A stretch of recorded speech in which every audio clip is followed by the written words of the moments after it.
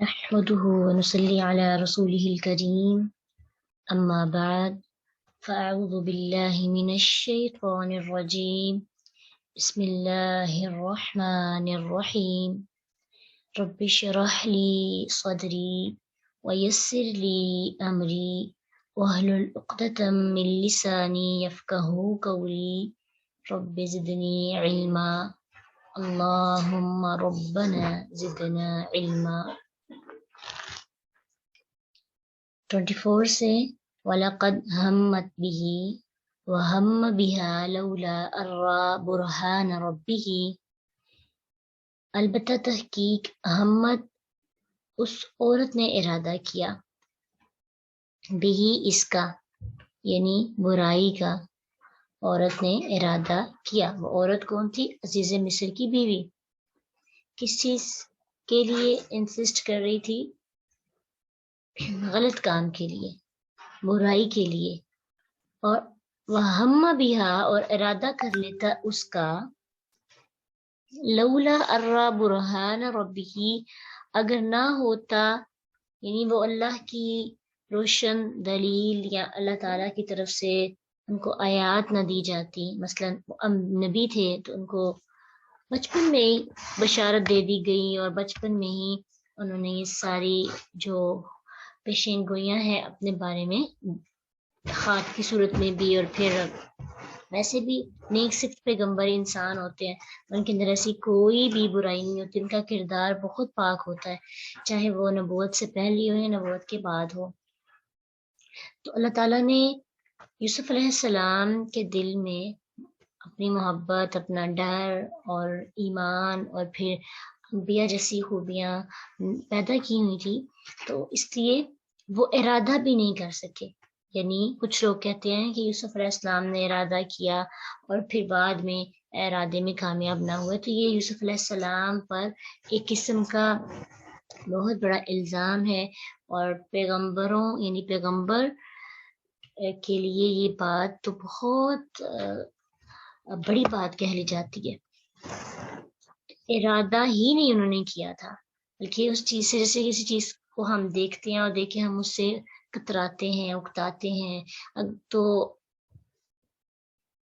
ویسے ہی ہے، یعنی نفرت کی نگاہ سے اور کسی جیسے غلاظت کے ڈھیر کو دیکھ کر ہم ناگواری کا احساس ہمارے دل میں آتا ہے نا، تو جو لوگ اللہ تعالیٰ کے پاکیزہ بندے ہوتے ہیں، جو پاک ہوتے ہیں، جن کی تنہائی پاک ہوتی ہے، اگر ان کو کبھی کوئی برائی کی دعوت دے بھی دے تو ان کا رسپانس ایسا نہیں ہوتا کہ ان کا اپنا بھی دل کرا، لیکن وہ کسی مجبوری کے تحت یا کرہن اس کو نہیں کرنا چاہ رہے، بلکہ وہ اس چیز سے کراہت محسوس کرتے ہیں جو کی جا رہی ہوتی ہے، جس کی طرف انہیں انوائٹ کیا جا رہا ہے، جس گفتگو کی طرف اور پھر جس کام کی طرف ان کو بلایا جا رہا ہے، وہ اس چیز کو ناپسند کرتے ہیں۔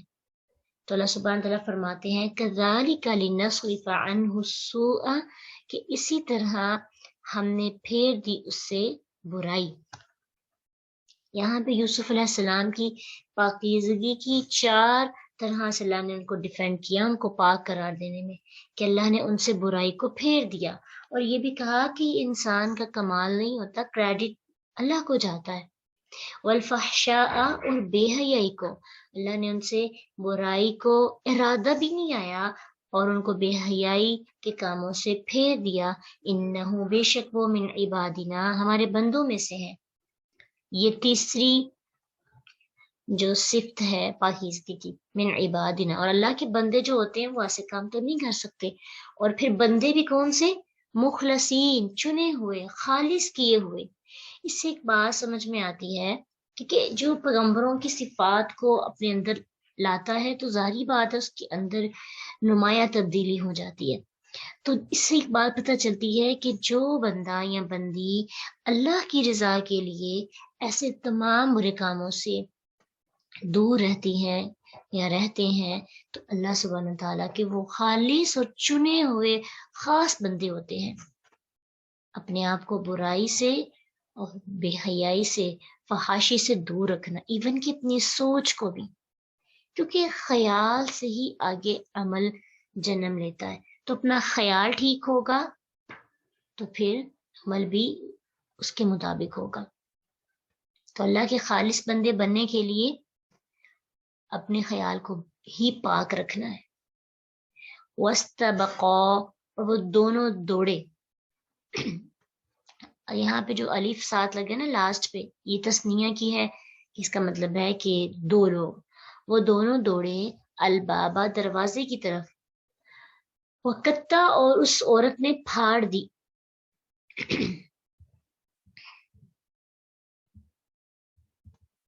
कमीसहू, कमीस उसकी, मियां दुबुरिन, पीछे से।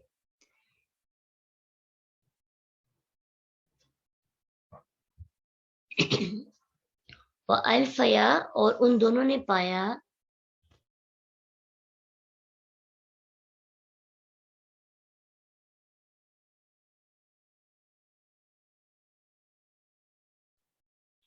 सईदा, आका को, हा उसके, किसके, औरत के, मालिक को यानी उसके खामत को, लदा पास, अलबाबा दरवाजे के।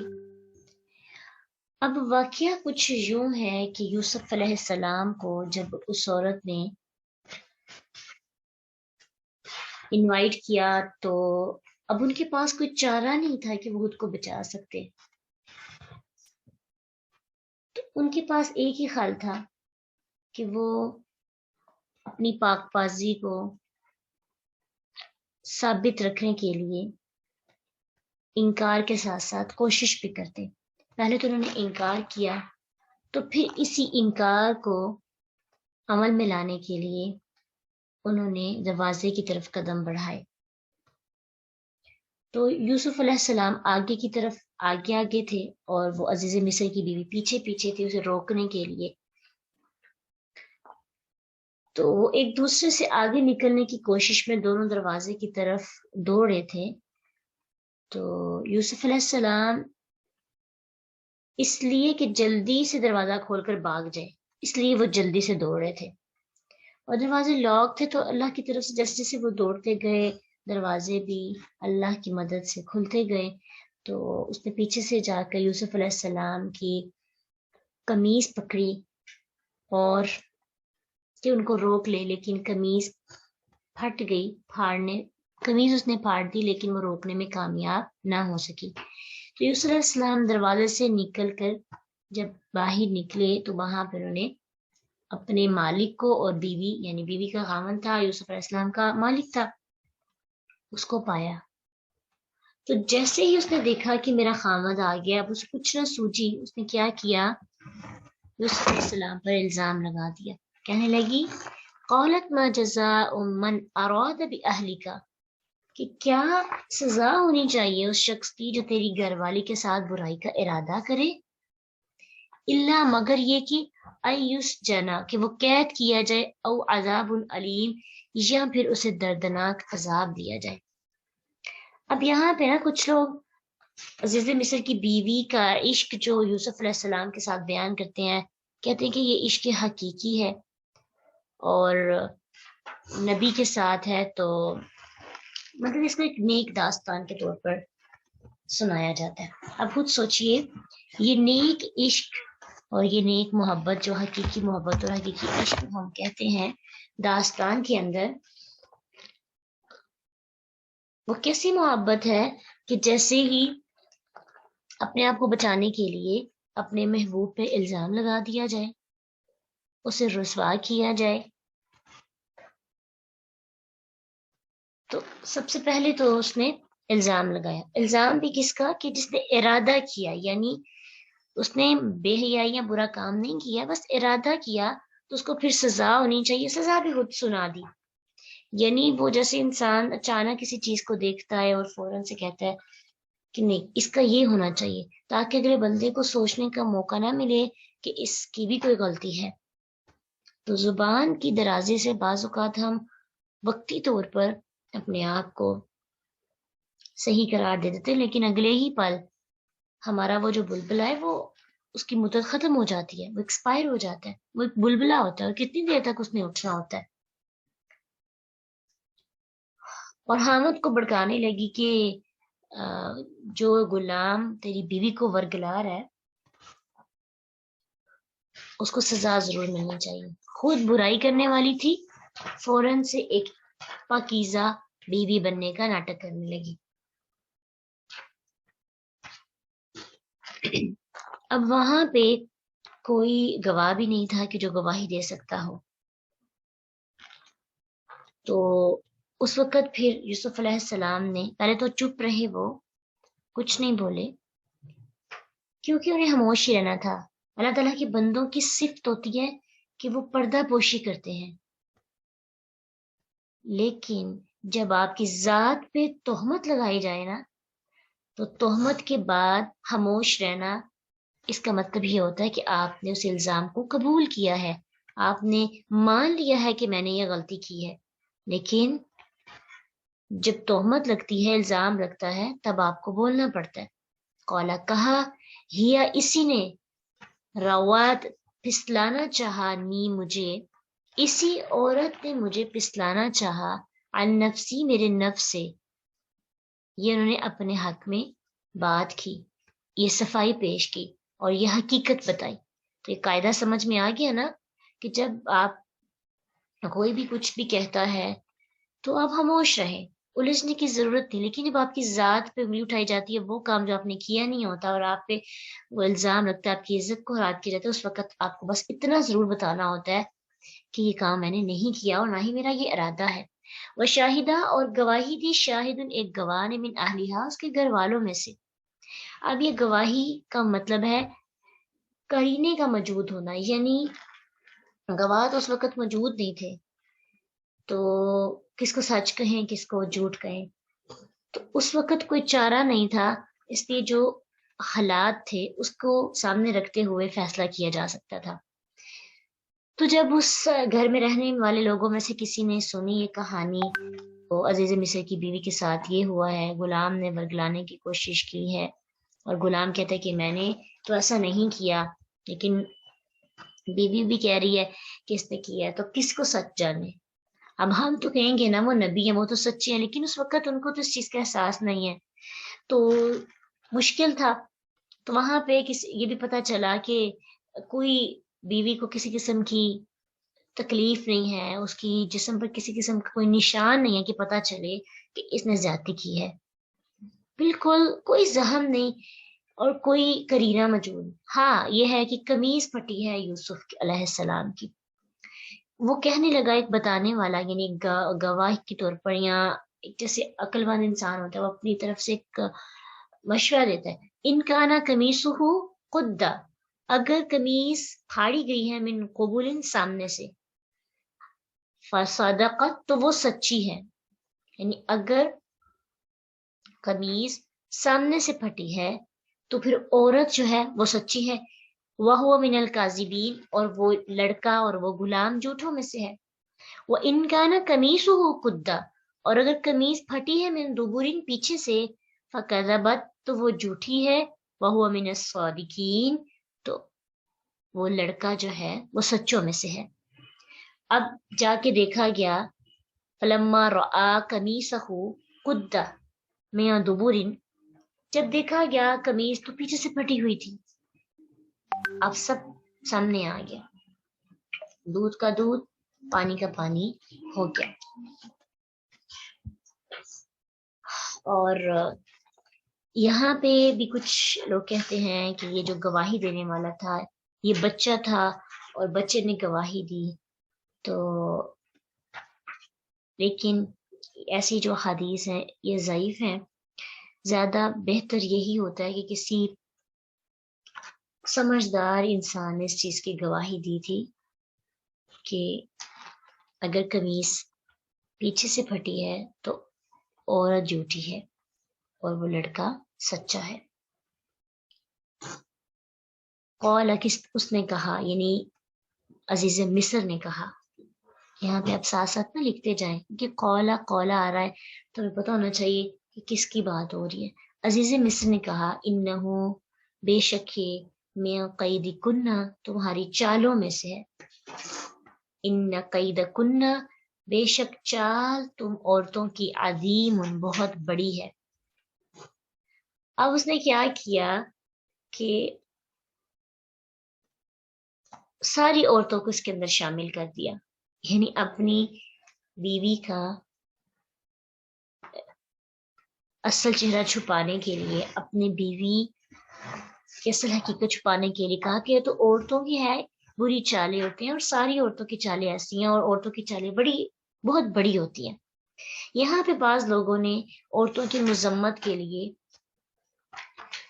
عجیب طور پر اس کی تفسیر کی ہے کہ عورت کا مکر اور فریب شیطان کے مکر اور فریب سے زیادہ بڑا ہوتا ہے، اور دلیل اس آیت کی دی جاتی ہے ان کیدکن عظیم، کہ بے شک چال تم عورتوں کی بہت بڑی ہے۔ اور سورۃ نساء کی وہ آیت ان کید الشیطان کان ضعیفا، کہ بے شک شیطان کی چال ہمیشہ نہایت کمزور ہے۔ تو یہ دلیل دے کر یہ عورتوں کی مذمت کی جاتی ہے کہ عورت کی چال شیطان کی چال سے زیادہ بڑی ہے۔ لیکن یہاں پہ اس طرح سے ہم نہیں سوچ سکتے۔ پہلی بات تو یہ ہے، پہلی چیز جو ہمیں سوچنی چاہیے، یہاں پہ اللہ سبحانہ تعالیٰ نے عزیز مصر کے الفاظ کوٹ کیے ہیں، یہ اللہ کے اپنے ورڈز نہیں ہیں۔ عزیز مصر کی ورڈ ٹو ورڈ بات جو ہے اللہ نے بیان کی، انہ من کیدکن ان کیدکن عظیم۔ اور دوسری بات یہ ہے کہ اگر یہ بات غلط ہوتی کہ عورت کی چال بہت بڑی نہیں ہے، تو پھر اللہ سبحانہ تعالیٰ اس کا رد ضرور فرماتے، کیونکہ اللہ کا ایک طریقہ ہے کہ جب کسی کی بات اللہ سبحانہ تعالیٰ کوٹ کرتے ہیں، اگر وہ بات غلط ہو تو اس کو رد کر کے اس کی جگہ پہ صحیح بات کا ذکر کیا جاتا ہے۔ لیکن یہاں پہ اللہ سبحانہ تعالیٰ نے یہ بات ریجیکٹ بھی نہیں کی، رد بھی نہیں کی۔ اس کا مطلب ہے کہیں نہ کہیں اس بات میں حقیقت ہے کہ عورت کی چال بڑی چال ہے۔ لیکن اس صورت میں یہ بات کیسے صحیح ثابت ہوگی کہ جو شیطان کی چال ہے نا وہ اللہ کے مقابلے میں کمزور ہے۔ ٹھیک ہے، ہم نے دیکھنا ہے کہ وہ فریق کس کے مخالف کھڑا ہے، دو گروہوں کے اندر کمپیریزن ہوتا ہے، اور کچھ چیزیں ایسی ہوتی ہیں جو ہمارے مقابلے میں بڑی مضبوط ہوتی ہیں لیکن کسی اور کے مقابلے میں وہ کیا ہوتی ہیں، کمزور ہوتی ہیں۔ تو شیطان کی جو چال ہے وہ اللہ کے مقابلے میں ضعیف ہے، جو سورۃ نساء کے اندر بیان کی، اور عورت کی چال یہاں پہ جو عظیم ہے وہ مرد کے مقابلے میں عظیم ہے۔ یعنی عورت کا مکر مرد کے مقابلے میں زیادہ بڑا ہے، یعنی عورت زیادہ مکر کرتی ہے، عورت کی چالیں زیادہ بڑی ہوتی ہیں مرد کی چال سے۔ اس کے بارے میں تو نبی صلی اللہ علیہ وسلم نے بھی عورت کے فتنے سے بچنے کے بارے میں کہا۔ صحیح بخاری کی حدیث ہے، اسامہ بن زید رضی اللہ عنہما نبی صلی اللہ علیہ وسلم سے روایت کرتے ہیں کہ آپ صلی اللہ علیہ وسلم نے فرمایا ما ترکت بعدی فتنتن، میں نے اپنے بعد کوئی فتنہ نہیں چھوڑا، اضر علی الرجال، جو مردوں کے لیے بڑا ہو، من النساء، عورتوں سے۔ یعنی میں نے اپنے بعد مردوں کے لیے عورتوں سے بڑا کوئی فتنہ نہیں چھوڑا۔ مردوں کے لیے عورت ایک بہت بڑا فتنہ ہے، یعنی ان کے لیے آزمائش ہے۔ اگر اس کو ہم عام الفاظ میں دیکھیں، زُجِّنَ لِلنَّاسِ حُبُّ الشَّهَوَاتِ، اللہ نے مزین کر دیا، خوبصورت بنا دیا مرد کے لیے عورت کی شہوت کو۔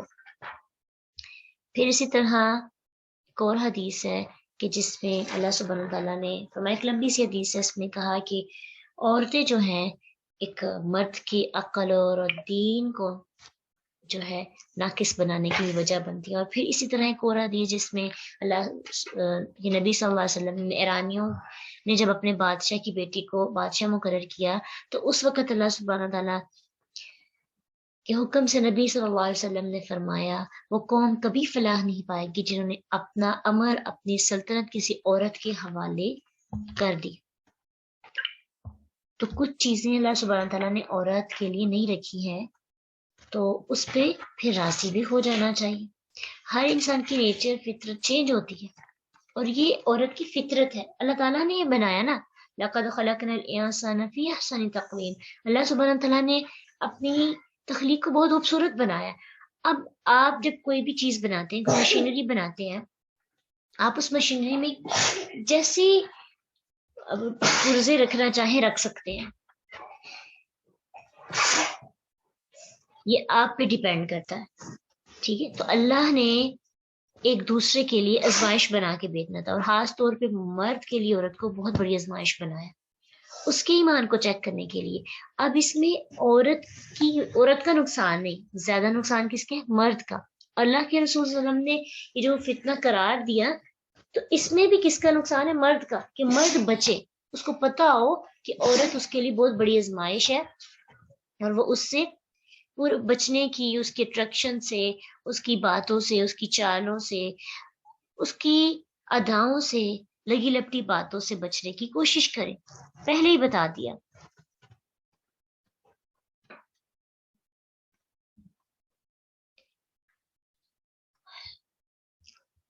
اب عزیز مصر کو بھی سچائی کا پتہ چل گیا، تو اب کیا ہوا کہ یوسف کو وہ کہنے لگے یوسف اعرض عن ھذا، اے یوسف درگزر کرو اس سے، اور اپنی بیوی کو کہنے لگے واستغفری، بخشش مانگ اپنے گناہ کی، انکی، بے شک تو، اگر مرد کی بات ہوتی تو لفظ آنا تھا انکا، عورت کے لیے انکی بے شک تو، کنتی ہے تو، من الخاطئین، خطا کاروں میں سے۔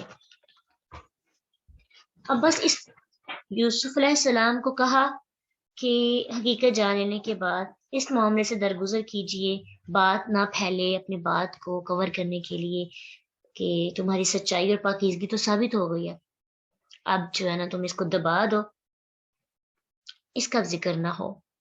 اور ادھر اپنی بیوی سے کہا تو اپنے گناہ کے لیے استغفار کر، معافی مانگ۔ تو اس سے پتہ چلتا ہے کہ بعض اوقات جو لوگ دین دار بھی نہیں ہوتے لیکن ان کو اچھی اور بری چیزوں کا پتہ ہوتا ہے کہ اچھی چیز کیا ہے، بری، اچھائی اور برائی فرق کرنے والی ان کے پاس سوچ ہوتی ہے فطرتی طور پر۔ انہوں نے کیا کہا؟ بخشش مانگ، معافی مانگ۔ لیکن یہاں پہ ایک اور چیز جو ہے نا ہمیں سمجھ میں آتی ہے کہ ہم اس بات کو یہ نہ سوچیں کہ نیکسٹ ٹائم جب ہمارے ساتھ ایسا ہو یا ہم ایسی غلطی کریں تو ہمارے جو ساتھ رہنے والے اہل و عیال ہیں، ہمارے پیرنٹس، باپ ہے، بھائی ہے، یا ہمارا خامد ہے، وہ بھی ہمارے ساتھ ایسے سلوک کرے جیسے عزیز مصر نے اپنی بیوی کے ساتھ کیا تھا۔ ویسے بظاہر لگنے میں یہ بڑا تحمل مزاجی اور حلیم انسان نظر وہ آتا ہے، لیکن ایک قسم کی یہ آپ سمجھیں کہ غیرت کا نہ ہونا ہے کہ اس نے اپنی بیوی کو کوئی بھی سزا نہ دی، اور نہ ہی ان دونوں کو الگ الگ رہنے کا کوئی انتظام کیا۔ تو یہ ایک قسم سے مصر کی سب سے اونچے طبقے، امیر طبقے کی اخلاقی حالت معلوم ہوتی ہے کہ کچھ بھی نہیں کہا اس نے اپنی بیوی کو، بلکہ خاموشی کے ساتھ بس اتنا کہا کہ تو معافی مانگ لے۔ تو یہ ایک، اس سے ہمیں اپنی تسلی نہیں سمجھنی کہ ہمارے ساتھ رہنے والے لوگ بھی ہمارے ساتھ ایسا سلوک کریں، ٹھیک ہے؟ یہ ایک طرح سے ایک اچھا اصول نہیں ہے۔ اگر ایسے ہونے لگے پھر تو یہ برائی پھیلے، اور آج ایسے ہی ہو رہا ہے۔ جو اونچے طبقے کے لوگ ہیں نا ان کے اندر سے غیرت ختم ہو گئی ہے، جو امیر ہیں، جس کو معاشرے کے اچھے اور الیٹ کلاس سمجھا جاتا ہے، ان کے ہاں عورتیں مردوں کی ایکول آ کے کھڑی ہیں، اور اس معاملے میں نہیں، جیسے مرد کو اللہ سبحانہ تعالیٰ نے مرد میں زیادہ شہوت رکھی ہے، اور پھر اس کے بعد جو ہے عورتوں کے اندر بھی یہ چیزیں آنا شروع ہوگی، اور اس کی ایک بہت بڑی ریزن یہ ہے کہ پنشمنٹ کا نہ ہونا۔ جب ایک انسان بے خوف ہو جاتا ہے پھر اسے کسی چیز کا ڈر نہیں ہوتا۔ یہ چیز اتنی کامن ہو گئی ہے، آپ بخوبی اس کے بارے میں جانتے ہیں، اور اللہ سبحانہ تعالیٰ ہمیں ایسی برائیوں سے بچائے، اور ہم پر ایک ریمائنڈر اور ہمارے پاس ایک نگران ضرور ہو، وہ اللہ تعالیٰ کی صورت میں بھی سب سے پہلی نگرانی ہمیں ملے کہ اللہ ہم پہ نگران ہے، ہمیں اس کا خیال کرنا ہے۔ اور دوسرا، ہمارے جو ساتھ رہنے والے لوگ ہیں نا، ہمارے جو لوگ بھائی ہیں، ہمارے باپ اور ہمارے خاوند اور ہمارے بیٹے، ان کا غیرت مند ہونا بھی بہت ضروری ہے۔ اگر یہ صفت ان کے اندر پائی جاتی ہے تو ہمیں خوش قسمت سمجھنا چاہیے، نہ کہ یہ سمجھنا چاہیے کہ ہمارے گھروں کا ماحول بہت تنگ نظر ہے۔ میں یہ چیز محسوس کرتی ہوں کہ جہاں پہ یہاں پہ اصول بنائے جاتے ہیں اس طرح سے، عورت کو پاک صاف رکھنے اور اس کے کردار کو معاشرے کی گندی نظروں سے بچانے کے لیے کچھ رولز بنائے جاتے ہیں، اس کی حفاظت کی جاتی ہے، اسے باہر بھیجا جانے کی اجازت نہیں ہوتی، یا پھر بہت سی ایسی چیزیں ہیں جس کی پرمیشن نہیں ہوتی، تو وہاں پہ عورت اپنے آپ کو بڑا ترسی کا شکار اور معصوم اور پتہ نہیں ایک مجبور عورت سمجھتی ہے، حالانکہ اس وقت اپنے آپ کو بہت ہی پاک اور بہت ہی خوش قسمت عورت سمجھنا چاہیے۔ یہ جو بیجا آزادی ہے نا، قدرت کی نظر میں یہ آزادی بھی غلامی ہے، کہ انسان آزاد ہو جاتا ہے اور پھر معاشرے کے ہاتھوں غلام بن جاتا ہے۔ وہی عورت جو ایک اپنے بھائی باپ یا ماں کی ہلکی سی بھی ڈانٹ برداشت نہیں کرتی، اسے معاشرے کی ایسی ایسی تکلیفیں برداشت کرنی پڑتی ہیں کہ انسان سوچ بھی نہیں سکتا۔ تو وہی بات ہے کہ انسان پہلے سٹیپس پہ ہی اپنے آپ کو ٹھیک کرنے کی کوشش کرے۔ وقالا اور کہا نسوۃ عورتوں نے فی المدینہ دی شہر میں، امراۃ عورت، عزیز کی یعنی عزیز مصر کی جو عورت ہے، تراودو وہ پھسلاتی ہے فتاحا اپنے غلام کو عن نفسی ہی اس کے نفس سے، قد شغفہا حالانکہ وہ اس کے دل میں داخل ہو گیا، یعنی وہ اپنے غلام کو ورگلا کر پھسلا کر اپنی طرف مائل کرنے کی کوشش کر رہی ہے۔ حقیقت یہ ہے کہ وہ غلام کی محبت میں جو ہے گرفتار ہو گئی ہے۔ شغفہ کہتے ہیں دل کے پردے کو، یعنی جو دل کا مرکزی حصہ ہوتا ہے نا، اسے کہا جاتا ہے۔ انا لنراها فی ضلال مبین، بے شک ہم دیکھتے ہیں وہ کھلی کھلی گمراہی میں ہے۔ فلما سمعت بمکرہن، تو جب اس نے سنا مکر ان عورتوں کا، یعنی عزیز مصر کی بیوی نے جب ان عورتوں کی یہ باتیں سنی، اب یہاں پہ جو مکر لفظ استعمال ہو اسے ہائی لائٹ کریں، اس میں بہت بڑی حکمت چھپی ہوئی ہے، وہ حکمت جو آپ کے لیے ایک نئی چیز ہوگی اس واقعہ کے اندر، اس قصے کے اندر۔ مکرہن، کیونکہ ہم سارے دلائل پہلے اکٹھے کریں گے، پھر ایک سٹوری سمجھیں گے اور پھر ہمیں حقیقی بات کی سمجھ آئے گی، اور اس سے یہ پتہ چلے گا کہ قرآن کے انکشافات قیامت تک ہمارے سامنے کھل کھل کے آتے رہیں گے۔ جب سنا اس نے ان لوگوں کی چالیں، ان کا مکر، ان کی تدبیریں، ان کی سازشیں، ارسلت اس نے بھیجا الیہن ان کی طرف ایک دعوت نامہ اور ایک مجلس تیار کی، اور اس میں تکیے لگائے اور ان کو ایک ایک، ہر عورت کو ایک ایک چھری دے دی، اور پھر کہنے لگی وقالت اخرج، یوسف علیہ السلام کو کہنے لگی ان پر نکل۔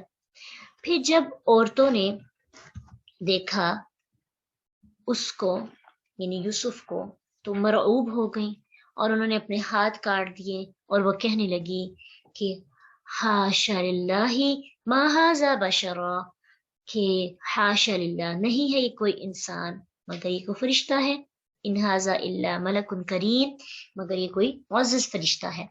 اب یہ سٹوری جو آج تک ہمیں پتہ ہے، عام تفسیر کی کتابوں میں بھی یہی لکھی ہے کہ جب شہر میں اس واقعہ کی شہرت پھیلی، عورتوں نے طنز و تنقید کی، ملامت کے تیر برسانا شروع کر دیے کہ عزیز مصر کی بیوی نے اپنے غلام کو پھسلایا، اس کی اتنی دیوانی ہو گئی، یہ تو اس کی حیثیت کے خلاف ہے کہ غلام کے ساتھ ایسے اس نے سوچا۔ تو جب عزیز مصر کی بیوی کو یہ اپنے بارے میں باتیں پتہ چلی تو اس نے کہا چلو ان کو میں کچھ دکھانا چاہتی ہوں۔ اس نے ان سب ملامت زدہ عورتوں کو بلایا اور دعوت رکھی اور ان کو مجلس سے سجائی، چھری دے دی، وہ پھل کاٹے جا رہے تھے اس سے۔ تو یوسف علیہ السلام سے کہا کہ ان کے سامنے آؤ۔ یوسف علیہ السلام جب آئے، ان کا حسن دیکھ کر وہ بے خود ہو گئی اور انہیں خیال ہی نہ رہا کہ پھل کاٹ رہی ہیں یا اپنے ہاتھ کاٹ رہی ہیں، تو وہ انہیں دیکھتی رہ گئی اور چھریوں سے ان کے ہاتھ جو ہے بری طرح کٹ گئے۔ قطع جو ہے یہ باب تفعیل سے، قطع عین کلمہ مشدد ہے نا، تو قطع باب تفعیل سے یعنی بہت بری طرح ان کے ہاتھ کٹے کہ انہیں اپنے درد کا بھی احساس نہ ہوا۔ یعنی اتنی وہ حسن میں کھو گئی تھی. تو کہنے لگی اللہ کی پناہ، یہ کوئی آدمی نہیں ہے، یہ تو کوئی معزز فرشتہ ہے. یہ جو سٹوری ہے یہ عام ہمیں تفاسیر سے ملتی ہے، لیکن کچھ تفاسیر ایسی ہیں، 1 2 یا 3، بہت کم، جہاں پہ اس کے اصل واقعے کی طرف تھوڑی سی نشاندہی بھی کی گئی ہے، واللہ عالم. لیکن جو سامنے آیات سے جو چیزیں سمجھ میں آتی ہیں، جیسے ایک لفظ تو مکر آ گیا. اب دیکھیں، پہلی بات یہ ہے کہ یوسف علیہ السلام بچے تھے، تو جب وہ ان کے گھر میں غلام کی حیثیت سے رہتے تھے، غلام خدمت کے لیے اپنے آقا سے، مطلب سارے گھریلو معاملات ہوتے تھے. اب آپ کے گھر کوئی بچہ رہتا ہے تو آپ کے پورے علاقے کو پتہ نہیں ہوگا کہ وہ کتنا پیارا ہے، کتنا خوبصورت ہے، اس کا حسن کیسا ہے، سب کو پتہ ہوگا نا. تو اس کا مطلب ہے کہ سب کو، مصر میں رہنے والے تمام لوگوں کو یوسف علیہ السلام کی خوبصورتی کا پتہ تھا. کچھ لوگوں نے لکھا کہ ان کی خوبصورتی اتنی تھی کہ مصر کی دیواروں پر ان کے چہرے کے حسن کا نور اور عکس جو ہے وہ پڑتا تھا.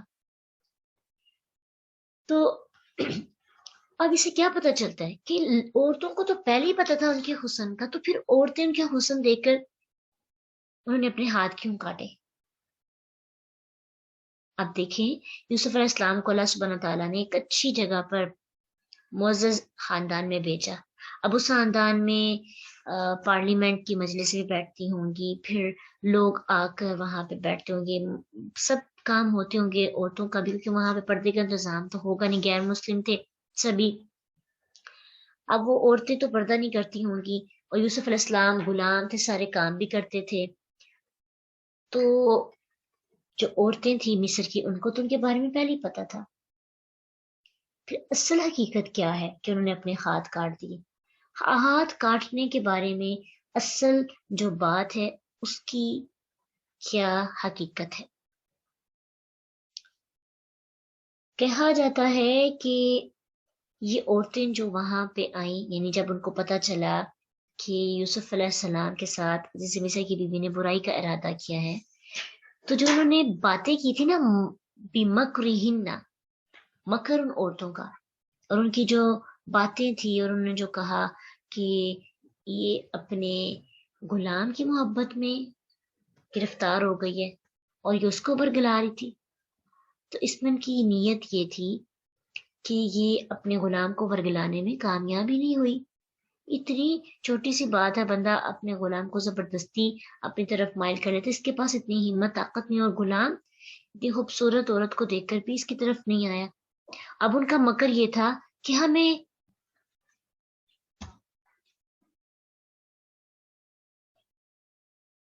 تو ظاہری بات ہے، مکر کا مطلب تو یہ تو چال چلنا، خفیہ تدبیر کرنا. تو انہوں نے جو ہے، ان کا مقصد یہ تھا باتیں کرنے کا کہ یہ کتنی نادان ہے کہ اپنے غلام کو مسلسل کوشش کرنے کی اور پسلانے کے باوجود بھی اپنا مقصد حاصل نہیں کر سکی. ساتھ ہی انہوں نے اپنے حسن کا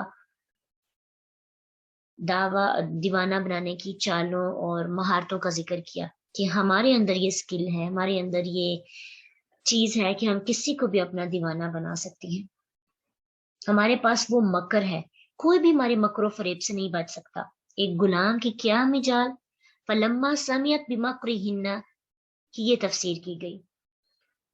تو جب عزیز مصر کی بیوی نے ان کی چالوں کو سنا تو دعوت دی کہ آؤ چلو آ کے اپنا ہنر آزماؤ. تو اگر وہ کسی ایک کو بھی دل دے بیٹھے گا تو پھر میرے لیے بھی کوئی وجہ جواز بن جائے گی. پھر کیا کیا، اس نے پراپر ایک دعوت رکھی اور ہر ایک کے ساتھ چھری بھی دے دی. اب یوسف علیہ السلام عزیز کی بیوی کے کہنے پر شہر کی منتخب حسیناؤں کے سامنے آئے. یعنی بہت زیادہ لڑکیاں نہیں تھی، نسبت لفظ استعمال ہوا ہے، تو یہ تقریباً 10 تک کے لیے بولا جاتا ہے. ویسے تو نساؤن آتا ہے نا، یہاں پہ نساؤن نہیں ہے، نساؤن آتا ہے تمام عورتوں پر.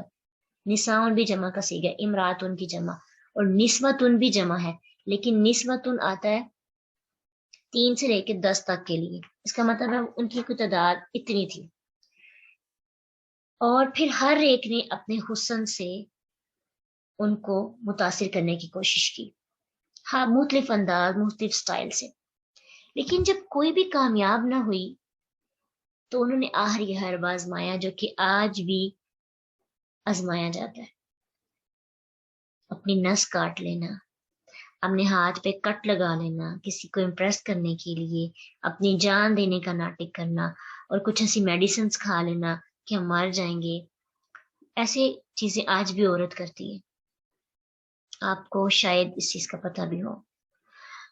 اور یہ ہے کہ آخری حربہ، جب کوئی بات نہیں مانتا تو پھر انہوں نے آخری حربہ آزمایا کہ اگر تو نے ہمارا دل توڑ دیا تو ہم خود کشی کر لیں گے۔ تو یہ ایسا مرحلہ ہوتا ہے کہ انسان رحم کے جذبے کے ہاتھوں پھنس جاتا ہے۔ یہ بات ان لوگوں کے لیے جو اکثر یہ کہتے ہیں کہ ہمارے لیے، یعنی خواتین بھی، فیمیلز بھی کہتی ہیں کہ فلاں لڑکا ہماری محبت کے اندر اتنا پاگل ہو گیا، اتنا دیوانہ ہو گیا، اس نے اتنا نقصان کر لینا، تو مجھے کیا کرنا چاہیے، مجھے اس کے ساتھ ریلیشن رکھنا چاہیے کہ نہیں۔ تو یوسف علیہ السلام کا قصہ بہت بڑی مثال ہے۔ یہ وقت تھا کہ ان کو رحم آتا، لیکن یوسف علیہ السلام کو تو اللہ تعالیٰ کا ایک ڈر تھا، اور وہ نبی تھے، انہوں نے اپنے آپ کو زخمی کر لیا۔ ضروری نہیں سب عورتوں نے ایسا کیا ہو، لیکن کچھ نے اپنے ہاتھ پوری طرح زخمی کیے، خودکشی کی دھمکی دی۔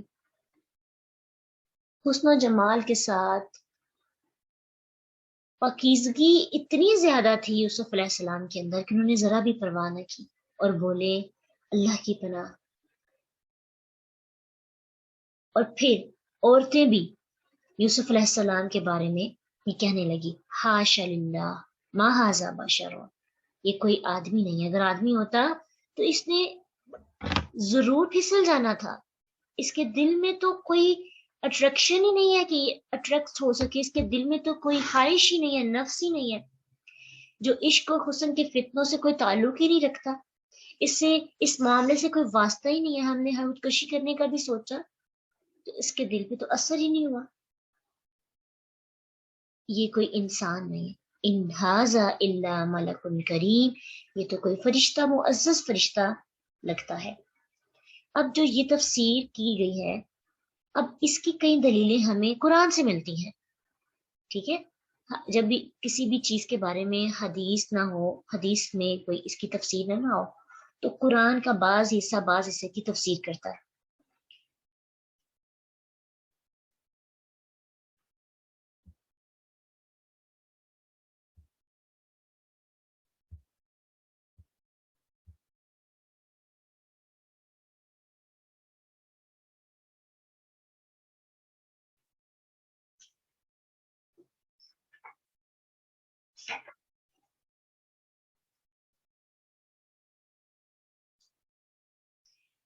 پانچ دلائل ہیں ہمیں جو اسی صورت میں اگلی آیات کے اندر ملتے ہیں، کہ جس سے پتہ چلتا ہے کہ جو مکر کیا عورتوں نے، یعنی وہ اس نیت کے ساتھ آئی تھی۔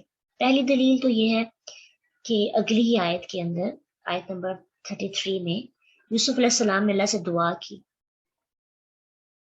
رب السجن احب الی مما یدعوننی الیہ، اے میرے رب، مجھے قید خانہ اس سے زیادہ محبوب ہے جس کی طرف یہ مجھے دعوت دے رہی ہیں۔ زیادہ عورتوں کا ذکر کیا، یدعوننی، یہ مجھے دعوت دے رہی ہیں، اس کو ہائی لائٹ کیا جائے۔ ایک تو مکر کا لفظ ہمارے لیے اس بات کو سمجھنے میں ہمیں سپورٹ کرتا ہے، دوسرا 33 آیت کے اندر یدعوننی، پھر